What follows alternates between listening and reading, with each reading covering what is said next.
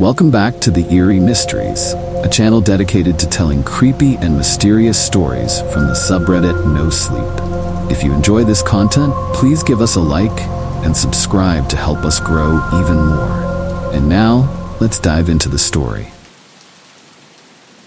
I can barely remember what life was like before we found the game that June night. We were 6 high school kids bored out of our minds, trying our best to fill the void. Most of us had part-time summer jobs, but we were hesitant to spend money on anything. We all hoped to save for college. After what felt like hours going back and forth on deciding what to do for the day, we took a walk around our suburban neighborhood. It was the end of a yard sale day, and most people were packing up and heading inside. A few people still remained outside, eager to sell. We didn't really have the intention to buy anything, but I still combed through the last pieces of used crap people set out. I always think I'm going to find some kind of amazing treasure, but always end up questioning my purchases hours later. I found myself digging through a shoebox full of old board games. I thought I might be able to find a new game for all of us to play. I also figured since it was the end of the day, I might get it for super cheap. At first, I only saw games that looked in too bad of shape to even buy. That or it was a game I knew my friends wouldn't want to play. I've always been a board game fan, but not so much my friends. I had to beg them for months to play D&D with me, and they were only willing to play it for my birthday. I'm always trying to find new games that might interest them. I was ready to give up, but then I saw a game at the bottom that I'd never heard of. Tasks with Friends, with the tagline, "The game you and your friends will never want to put down." The box looked colorful and pretty worn out, but not so bad that we couldn't play with it. It just looked well loved. I tried to open it up, but the sides were taped down. I mean, it makes sense. You don't want all the pieces to come flying out after all. I didn't see a price tag or sign for the price, so I found the owner and asked her, "Excuse me, how much are you charging for the game?" I said eagerly to the woman while admiring the bright-colored box that lacked any company branding or trademarking. "Oh, that old thing? I don't know. Do you have $1 on you?" The woman said as she put the yard sale leftovers into one big box. As she told me the price, I perked up and started to dig through my purse. She either got annoyed with me taking too long or just wanted to be nice and told me to just take it. She immediately started to back up her box again. "Is the game any fun?" I said to her awkwardly. "I actually never played it. My friend Jen gave it to me a few years back because her kids got obsessed over it or something, so she just wanted to get rid of it. She thought my family would enjoy it, but we just never got around to playing it," she said with her back facing me. I kindly thanked her and called for my friends to come over to see what I got. As I called for them, I could see their curiosity over what I found. That excitement was quickly lost when they saw I had a board game in my hands. They rolled their eyes, knowing that I would try and get them to play it with me. "Kate, you know we don't do the board game thing," Aaron said to me, annoyed. "Come on, guys. You've all been going on and on all day about how bored you are. At least try.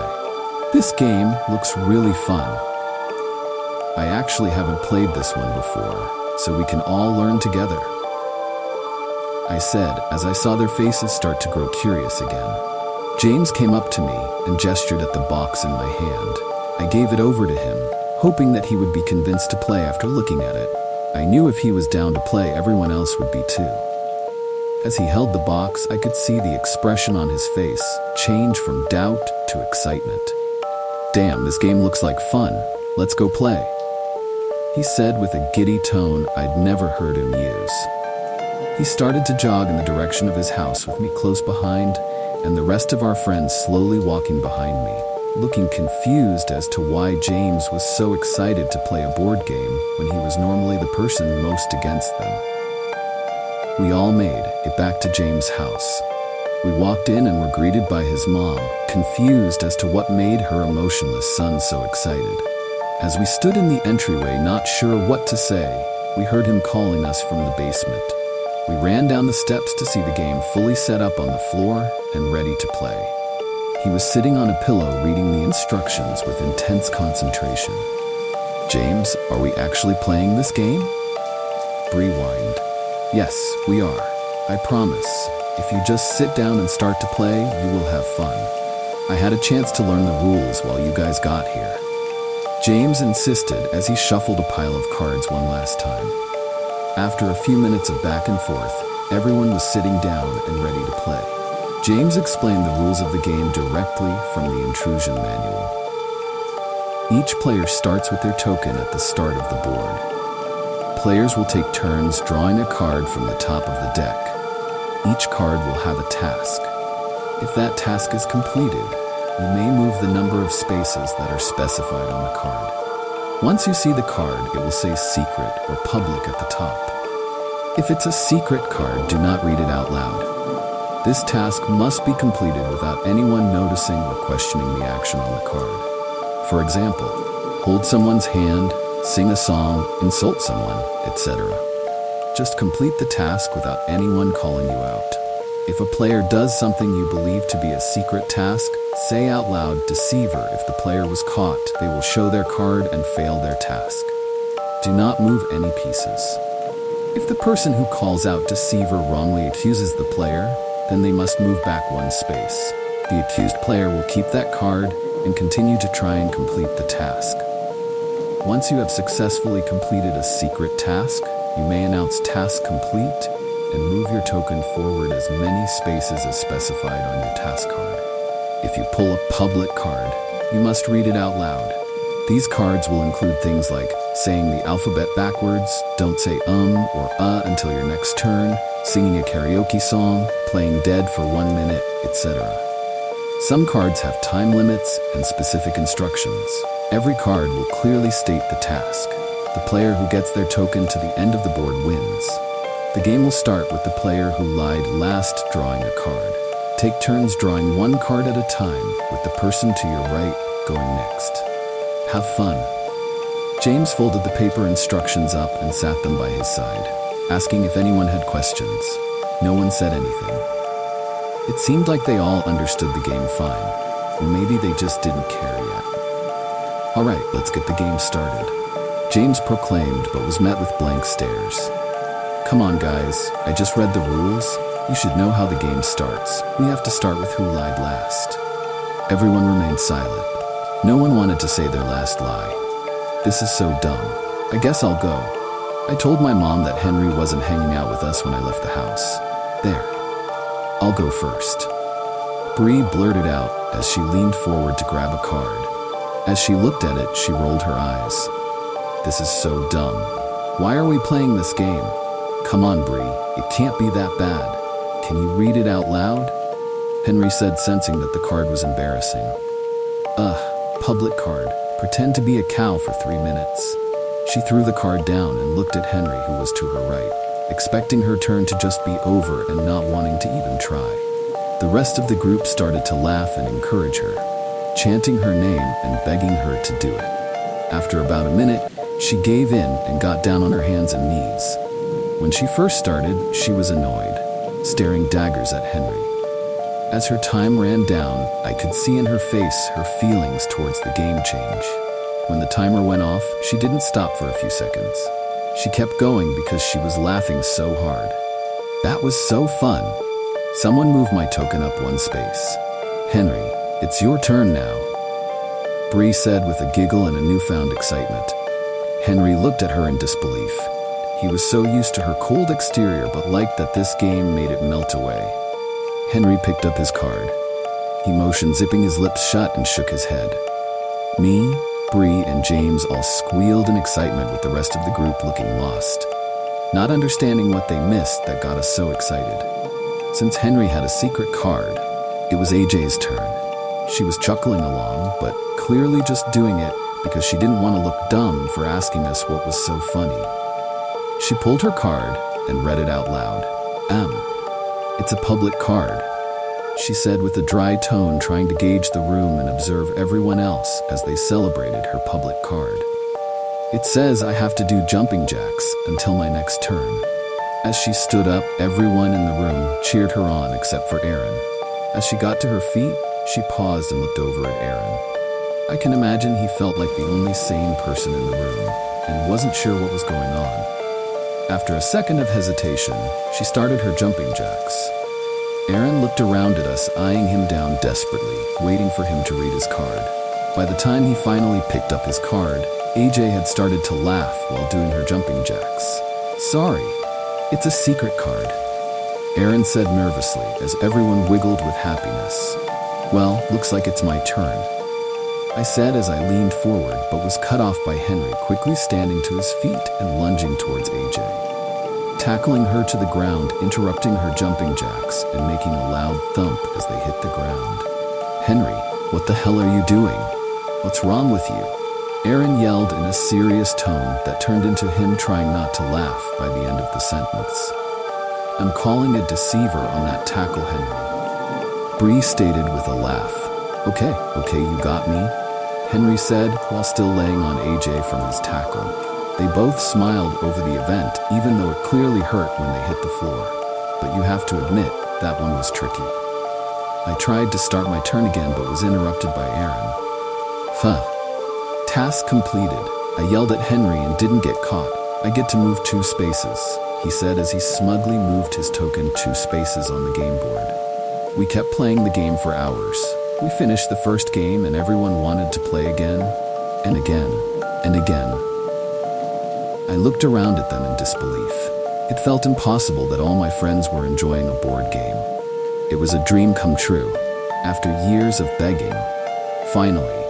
Normally at hangouts like this by 10 p.m., Bree and Henry would wander off to make out in some closet, AJ goes home to sleep, and Aaron, James, and I are left to awkwardly try and find something to do with just the 3 of us.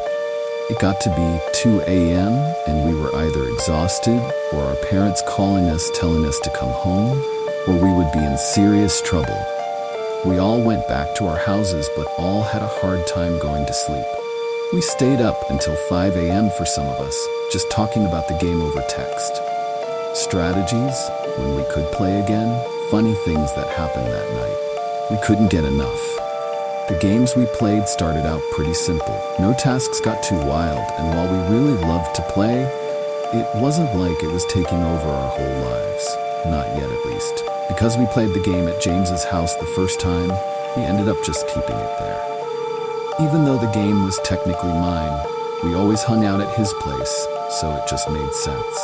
It was around 10 a.m. the next day when our group chat started to blow up, with everyone asking when we could get together that day. Now, because it was summertime and we were all teenagers, we either had work in the mornings or most of us slept until noon. But not me. I was always up early waiting for my friends to get up so I had something to do, or trying to make some money as a dog walker. That being said, I was shocked when I saw that everyone was up and everyone claimed to not have work. James didn't have a job at that point, so of course he was free, but everyone else was too. That did not happen often. We all met up at James' place at around 11 a.m. that same day, everyone eager to play. We must have played 10 games that day. The games consisted of us doing accents, being banned from saying certain words, backflips, and so on. Nothing too weird.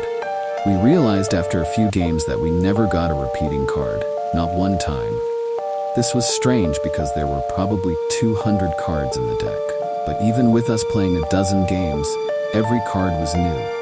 I knew I had a couple of dogs to walk that evening, but texted the owners to cancel. No way was I going to leave while all my friends were enjoying a board game this much. I knew AJ said something about her having a shift at 4 p.m., but when the time got close, she went to the other side of the room and called out of work.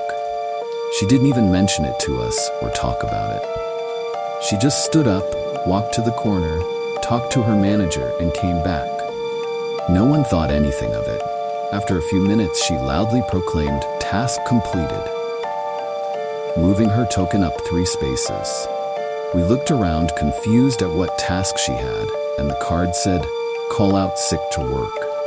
We were surprised by this card, to say the least.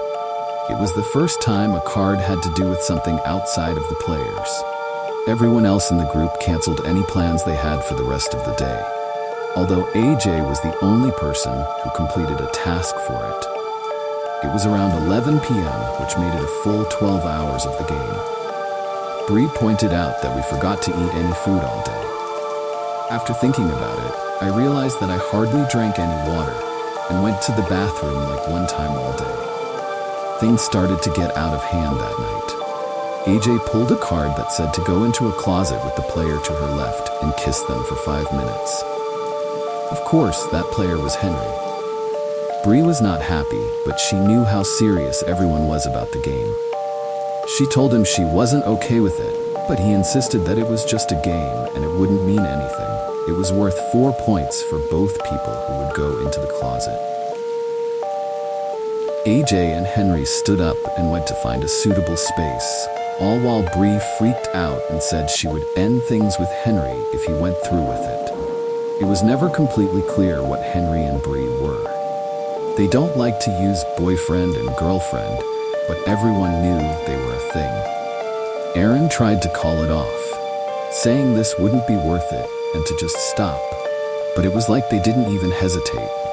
Bree sat on the carpet and started to cry as the timer on her phone counted down an agonizing 5 minutes. I thought I would either hear kissing or nothing at all, but instead I heard talking. It started as soft whispers, then crying and yelling. They stayed in for about 2 minutes, then came tumbling out. "That's it, Henry. I can't believe you would do that for a game. We are over," Bree said with a red, wet face. Henry came and silently sat down with AJ. AJ was now beet red as well. Despite 3 of my friends just going through something I couldn't wrap my head around, they all looked at James calmly and nodded for him to pull his card. No one had moved any tokens forward, so it was clear they failed their task of kissing in the closet. James hesitantly leaned in for a card and read it to himself as we were bombarded by Bree, AJ, and Henry, all saying, "Task completed," and then shot confused faces at each other. They all threw down their cards and moved their tokens forward. Bree's card said, "Break up with Henry." Henry's card said, "Make AJ cry." And AJ's card said, "Tell Henry you love him." All those cards were worth way more than the stupid kissing card. So the kissing task was ignored, and they all individually completed their tasks without ever communicating it with each other. They all saw opportunities to complete a task worth more points, and they took it. After this moment, it was like nothing even happened. The girls stopped crying and started laughing and saying how impressive the completion of the tasks were. "Wait guys, something is wrong here. Do you not see it?" Aaron said with concern, trying to take a break from the game. "Oh, stop. You are just jealous you didn't get to move 6 spaces," Bree said with arrogance. "No, I'm not talking about that. Does no one find it weird that the cards are using our names now? Not only that, but the cards are somehow interacting with other cards to almost try and make bad things happen?" James blurted. As he said that, it was like we all froze in our spots, all looking at each other, realizing how hungry and tired we were, looking around at the room, seeing how big of a mess we made. Bree grabbing Henry's hand with a look of sadness and coming to grips with how they hurt each other for a game. I looked down at my arm and was reminded of the crud things I had drawn on my arm with Sharpies in order to move 1 space in an earlier game. I saw Aaron's jeans that were now cut into shorts with some kid's scissors. I looked at James' legs and saw his one shaved leg lying crossed over the untouched hairy one. I looked at AJ and saw she had a huge purple bruise on her arm. At that moment, I remembered feeling like an addict trying to get off drugs. I knew this game was hurting us.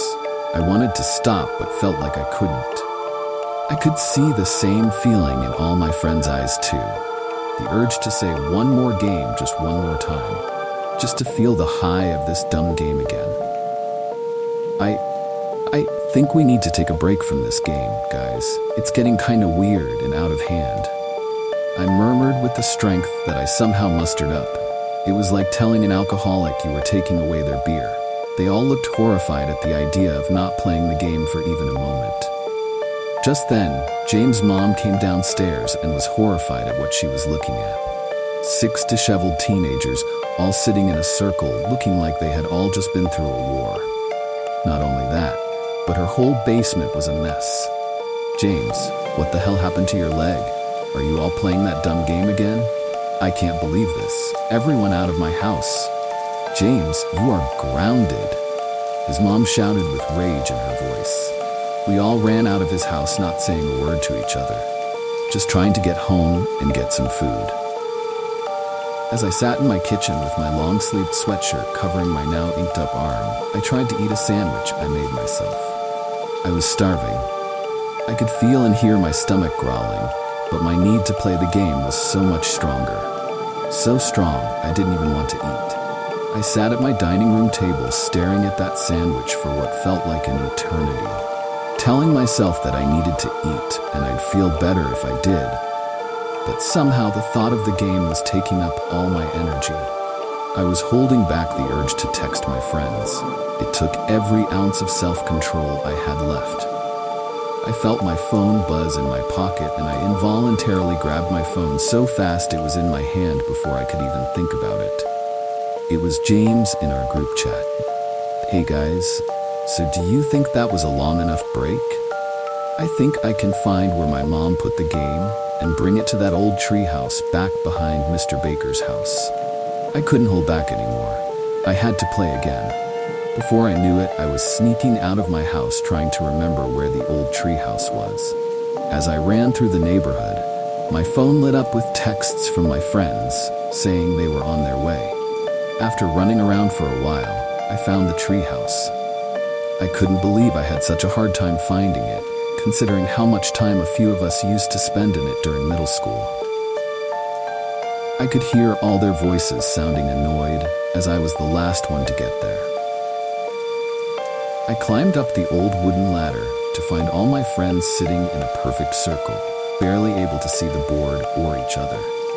It was around this time something strange happened within the game. It wasn't about winning the game necessarily.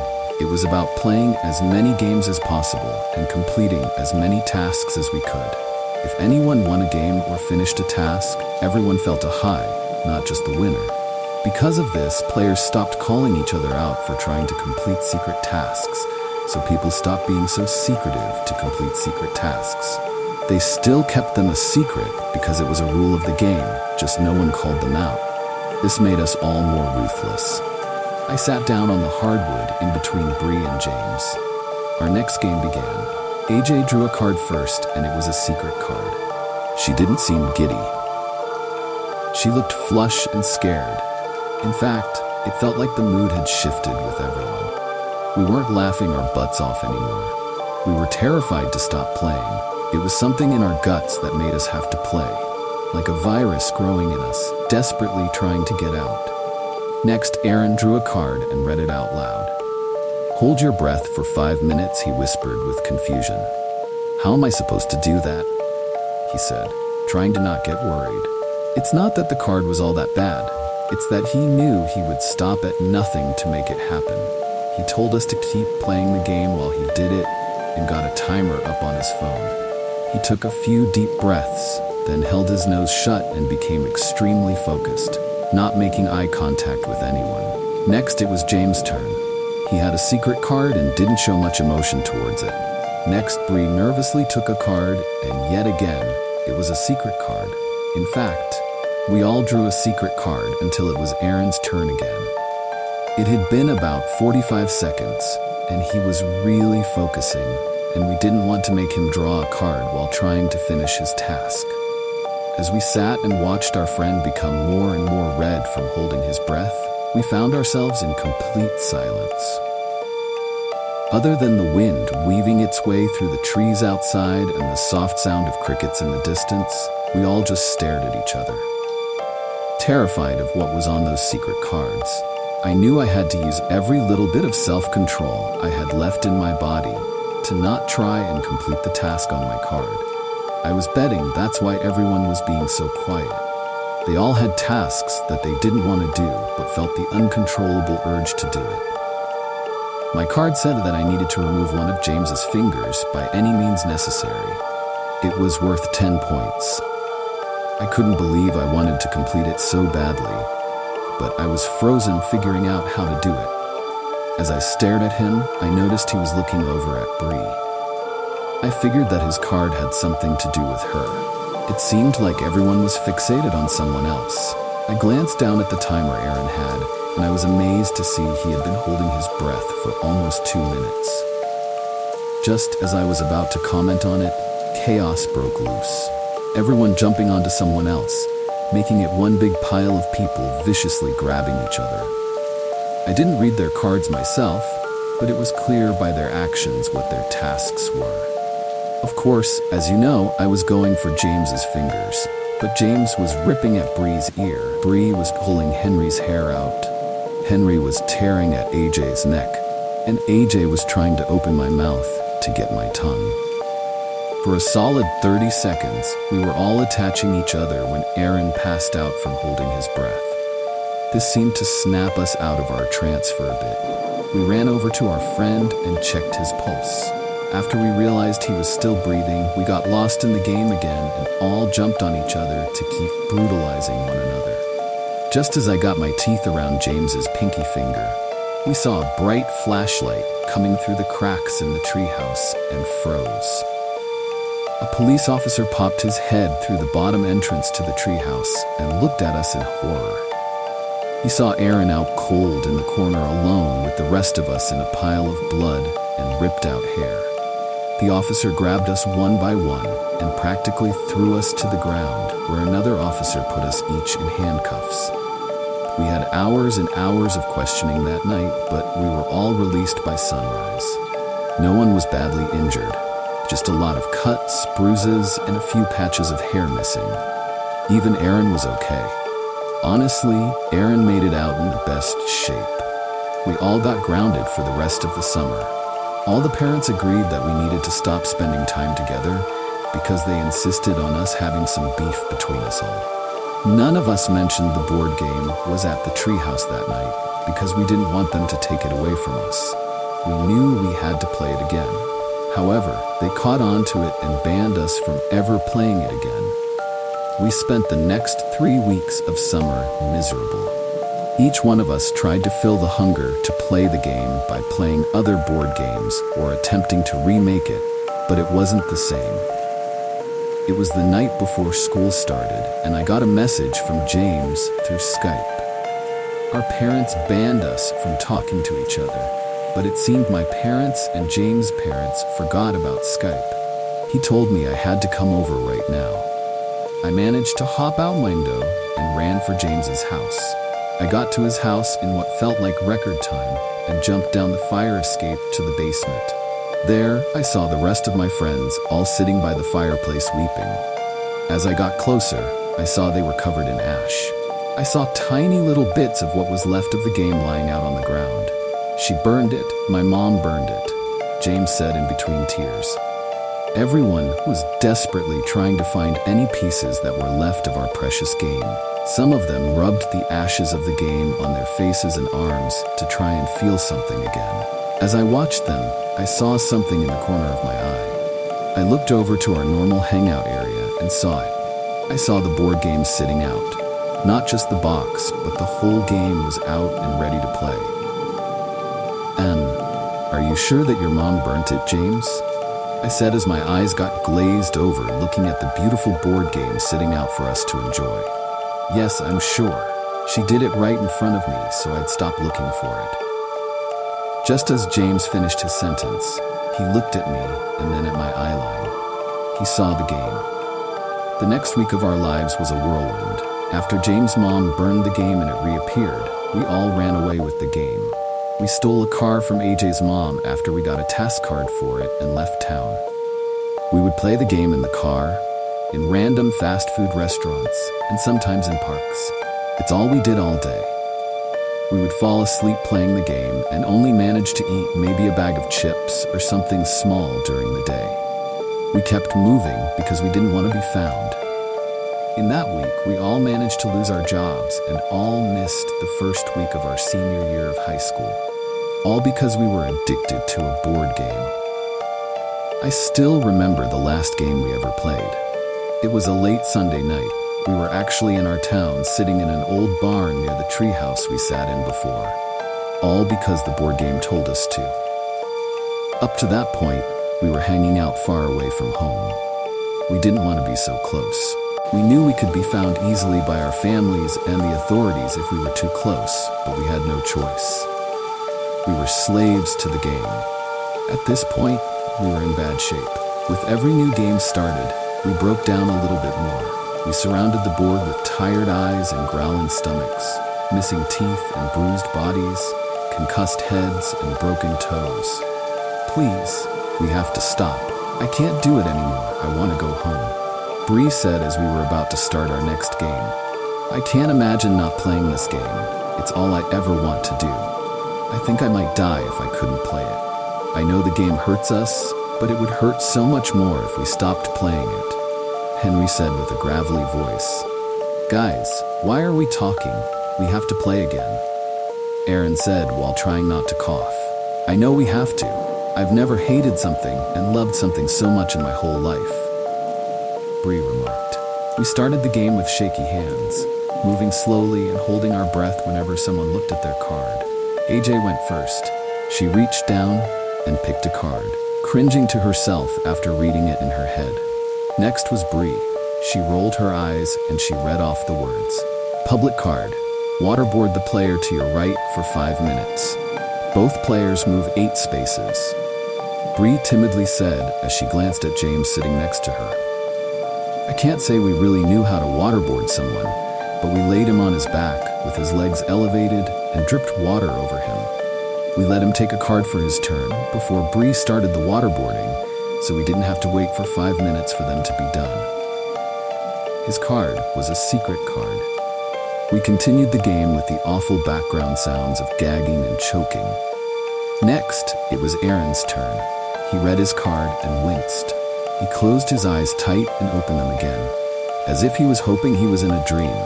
As he opened his eyes, he slowly looked at all of us, making eye contact with each one of us. Just then, James was done being waterboarded and he and Bree came to join us. I was so glad they were done. Not just because I was sick of the sounds, but because it meant they got to move 8 spaces. Aaron stood to his feet slowly. I prepared myself because I figured he was about to hurt us.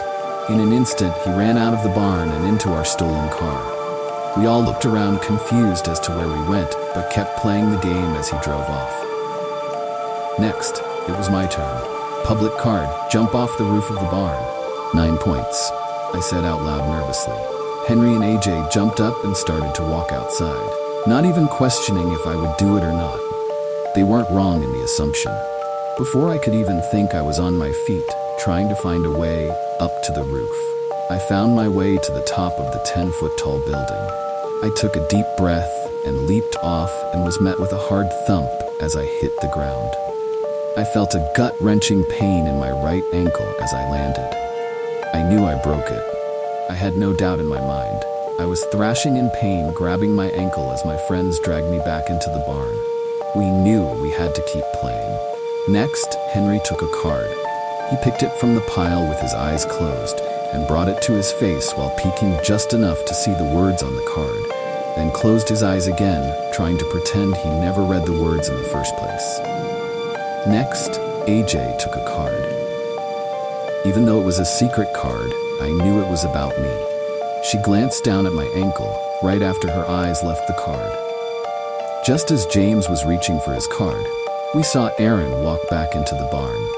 We all sat in shock as his silhouette became clear and vivid in the doorway. Blood trickled down his arms and hands, dripping on the dirt as we all stared at each other. His eyes were blank at first, but then turned to pain. We watched him as he walked from the doorway to the game board, blood dripping on the game as he moved his token 30 spaces. Aaron, what have you done? 30 spaces. AJ muttered in fear. James, I'm so sorry I had to. Aaron whimpered as sat in the dirt with his secret task card crinkled in his bloodied fist. Tell me what you did right now. What the hell does your card say? Show us. James yelled as he stood to his feet. Just as James was about to jump onto Aaron, Henry reached into his pocket and pulled out some matches we used to start small campfires while we had been on the run. We all stood still, waiting to see what he was about to do, as he lit 3 matches and threw them into the nearby hay bales, igniting the whole inside of the barn. Without hesitation, AJ saw the opportunity and stomped on my ankle as hard as she could. If it wasn't broken before, it sure was now. I looked down at it to see it now bent sideways. She then stomped on my other ankle, not breaking it, but making it so I couldn't walk. She moved her token 12 spaces. Even though I was in agony from the pain, I still felt such an intense high from her moving so many spaces. Aaron dropped his card in the midst of everything happening. James fell to his feet to see the card and started to weep as he read it out loud. Secret card, kill James's mom, move 30 spaces, he said with anger bubbling up. I can't believe you would do that for a dumb game. How could you do this to me? I couldn't control myself. Come on, you know what I mean. I couldn't control myself. Don't do anything you will regret, Aaron said cautiously. Oh, I think it's a little too late for not doing things we regret, James said as he jumped onto Aaron, choking him with all his strength. It seemed at that moment he was able to break free from the control of the game. He wasn't feeling the high of someone else completing a task. He just felt hate. Red-hot hate. I was overwhelmed, to say the least. The barn was in flames. James was trying to kill Aaron, and to make matters worse, AJ out of nowhere jumped up and dug a pocket knife into Bree's stomach. Now Bree and AJ were in a fighting match too. Henry and I sat across from each other in disbelief at our surroundings. He looked at me with death in his eyes as he reached for a card. It wasn't even his turn, but I don't think he cared anymore. He knew the others would be occupied for a while. The fire was getting bad. I knew I had to get out of that barn as soon as I could. Because of the damage done to my ankles, I couldn't walk, so I dragged my body out of the barn, taking the game with me. I made it a few feet and looked back to see Henry not moving. He set his card down on the board before I started to drag it with me, and I read it as I continued to crawl. Secret card, let the fire overtake you. Move your token to the finish line and win the game. I was able to get out of the barn with the board game in hand. I sat and watched as the flames overtook Henry. He didn't even flinch when he caught on fire. As I saw it happen, I moved his token to the end space so he could win the game. I felt an intense high overtake my body as the game was complete. Only a few moments after Henry caught fire, the whole barn came down, with all my friends in it. I looked at the burning barn and then back down at the game. I'm ashamed to say that my biggest worry was not knowing who I'd play with now. I hate myself for thinking that, but that's how all the game is. I tried to start a new game by myself and drew a card, but that's when I saw the sirens of police cars and fire trucks pull up next to me. I was immediately surrounded by people trying to give me medical attention, taking me away from my game. I scratched and threw my body around like a toddler, not getting their way. I remember them giving me some kind of sedative and waking up in the hospital. I was the only person to make it out alive that night. All I could say to the doctors and my parents was that I needed the game, that I had to play the game. It was the only meaning to life. It was the only reason I had to live. My parents got me a great lawyer, and I got out of everything by pleading insanity. Our families all knew the right people and had the right money to ensure the word never got out about the deaths. They even managed to make the death of James's mom disappear. When they told me my friends were all dead, I didn't have much of a reaction. I just kept asking where the game was. When they eventually told me the game was gone and never coming back, that's when I lost it. They had to put me into restraints because I kept hurting the hospital staff from my meltdowns. I started to threaten the staff and told them all the horrible things that would happen to them if they didn't get that game back to me. I eventually ended up in a psychiatric hospital. I yelled and screamed so much that I never had my voice. I hardly ever slept because all I thought about was the game and how I craved to play it again. My skin was red and torn up from my insistent picking due to the withdrawals. After months, I felt numb, maybe from all the drugs they pumped me up with, or perhaps I was so used to the withdrawals I didn't feel it as much. It still felt like I had an uncontrollable urge inside my bones, but I was able to hide it. They then sent me home after a while. I knew I had to mask my emotions for the game. Pretend I didn't care anymore. Even if it killed me inside to say it out loud. I walked into my bedroom and I felt like I was being treated like a baby. My old bed frame was gone and it was just the mattress on the floor. All my sharp shelves were taken down, along with anything else I could possibly hurt myself with. I rolled my eyes but knew my parents had to make these changes for me to even come home. I sat on my bed and I looked around at my room.